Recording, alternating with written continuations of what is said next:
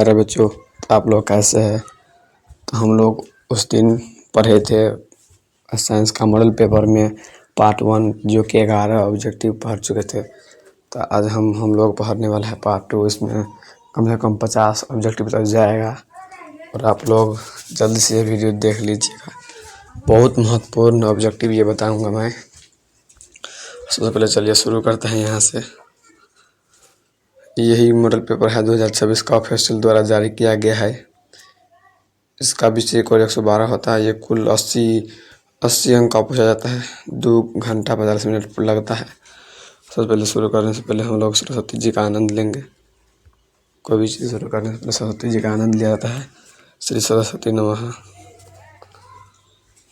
इसके बाद हम लोग मोटिवेशन पढ़ेंगे। मोटिवेशन तो आज का मोटिवेशन यही है, कहीं पर पहुंचने के लिए कहीं से निकलना बहुत ज़रूरी है। कहीं जाने के लिए कहीं से निकलना बहुत ज़रूरी होते हैं ना। चलिए, और फाइनली हम लोग यहाँ से स्टार्ट करने जा रहा है। मॉडल पेपर नेटवर्क स्लो चल रहा है। यहाँ से हम लोग का मॉडल पेपर आ गया।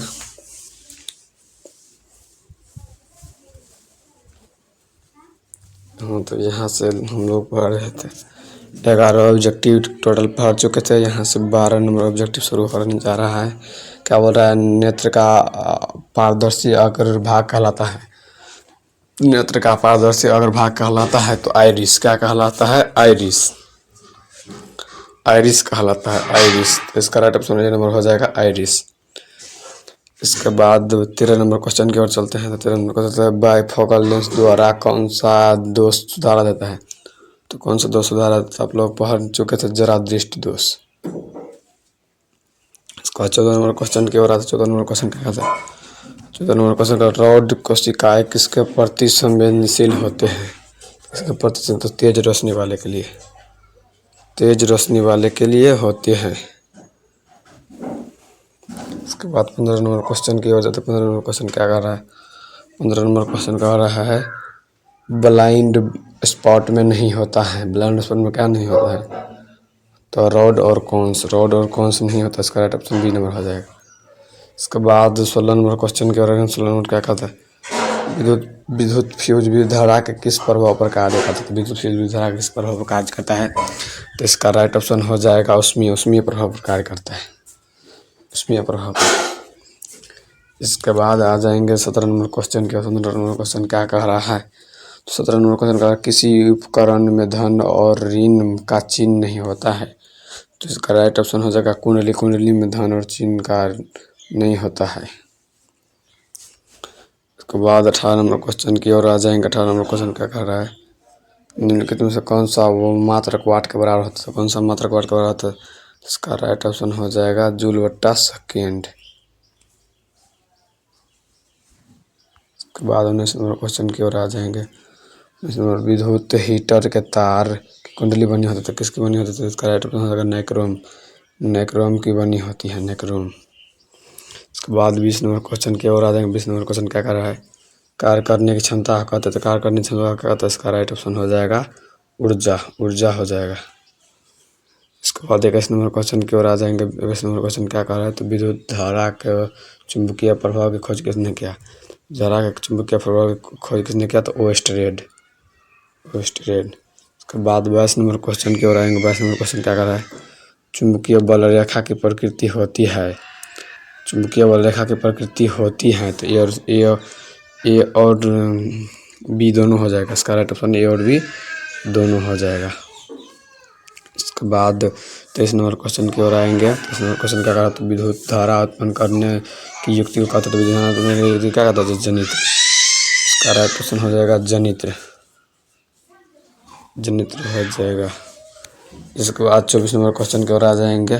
24 नंबर क्वेश्चन का, लघुपतन के समय परिपथ का प्रतिरोध। लघुपतन के समय परिपथ का प्रतिरोध क्या होता है, तो बहुत कम हो जाता है, बहुत कम हो जाता है। इसका राइट ऑप्शन हो जाएगा बहुत कम। इसके बाद 25 नंबर क्वेश्चन का क्या कहता है, नाभिकीय ऊर्जा प्राप्त करने हेतु आवश्यक है। ऊर्जा प्राप्त करने हेतु आवश्यक है, तो इसका राइट ऑप्शन हो जाएगा यूरेनियम आवश्यक है। इसके बाद 26 नंबर क्वेश्चन की ओर आ जाएंगे। 26 नंबर क्वेश्चन क्या कर रहा है, प्रकृति में पृथ्वी पर ऊर्जा का मुख्य स्रोत है, तो क्या मुख्य स्रोत है, तो सूर्य आवश्यक है। सूर्य आवश्यक से करेक्ट हो जाएगा सूर्य। इसके बाद हम लोग आ जाएंगे 27 नंबर क्वेश्चन की ओर। 27 नंबर क्वेश्चन किसका अर्थ जल होता है, निम्न में से किसका अर्थ जल होता है, तो निम्न में से किसका अर्थ जल होता है, तो हाइड्रो का अर्थ जल होता है। हाइड्रो का अर्थ जल होता है। इसके बाद 28 नंबर क्वेश्चन की ओर आ जाएंगे। 28 नंबर क्वेश्चन क्या कह रहा है, निम्नलिखित में कौन सा युग्म कल विस्थापन अभिक्रिया प्रदर्शित करता है, तो कौन हो जाएगा, तो लोगों को पता है था कि AgNO3 विलयन एवं कॉपर। AgNO3 इसका राइट ऑप्शन होगा डी नंबर। इसका 29 नंबर क्वेश्चन के और 29 नंबर क्वेश्चन कह रहा है, साग सब्जियों का विघटित होकर कंपोस्ट बनना किस प्रकार की अभिक्रिया का उदाहरण है, तो इसका राइट ऑप्शन हो जाएगा ऊष्माक्षेपी हो जाएगा इसका, ऊष्माक्षेपी अभिक्रिया बी नंबर। इसके बाद 30 नंबर क्वेश्चन क्या, 30 नंबर क्वेश्चन क्या कर रहा है, निम्न में से कौन ऑक्सीकरण की क्रिया नहीं है, कौन ऑक्सीकरण की क्रिया नहीं है, तो भोजन का पाचन। इसका राइट ऑप्शन हो जाएगा भोजन का पाचन। इसके बाद 31 नंबर क्वेश्चन की ओर आते हैं। तो 31 नंबर क्वेश्चन क्या कर रहा है, ग्लूकोज का रासायनिक सूत्र निम्नलिखित में से कौन है, तो ग्लूकोज का रासायनिक सूत्र आप लोग को पता है क्या होता है, तो C6H12O6। इसका राइट ऑप्शन हो जाएगा सी नंबर। इसके बाद 32 नंबर क्वेश्चन की ओर आ जाएगा। 32 नंबर क्वेश्चन क्या कह रहा है, निम्नलिखित में से कौन समीकरण संतुलित नहीं है, तो बोल रहा है तो PbNO3 हो जाएगा। इसका राइट ऑप्शन हो जाएगा डी नंबर हो जाएगा। इसके बाद 33 नंबर क्वेश्चन की ओर आएंगे। 33 नंबर क्वेश्चन क्या कर रहा है, कोई विलयन लाल लिटमस को नीला कर देता है तो उसका pH मान, तो लाल लिटमस को इसका मतलब अम्ल हो गया, इसका मतलब अम्ल हो गया, तो अम्ल 7 से अधिक होता है, इसलिए इसका राइट ऑप्शन हो जाएगा 11 नंबर। इसके बाद 34 नंबर आता है। 34 नंबर क्वेश्चन कहता है यशद पुष्प क्या है, यशद पुष्प क्या था, ZNO। इसका राइट ऑप्शन हो जाएगा ZNO। इसके बाद आ जाएंगे 35 नंबर क्वेश्चन का। 35 नंबर क्वेश्चन क्या कह रहा है, निम्नलिखित में कौन गैस चूने पानी को दूधिया कर देता है, तो कौन गैस, तो CO2 गैस कार्बन डाइऑक्साइड को दूधिया कर देता है, इसलिए इसका राइट ऑप्शन हो जाएगा कार्बन डाइऑक्साइड। इसके बाद राइट ऑप्शन, उसके बाद अगला क्वेश्चन की ओर आ जाएंगे। अगला क्वेश्चन क्या कह रहा है, 36 नंबर क्वेश्चन, मधुमक्खी के डंक में निम्नलिखित में से कौन सा अम्ल पाया, मधुमक्खी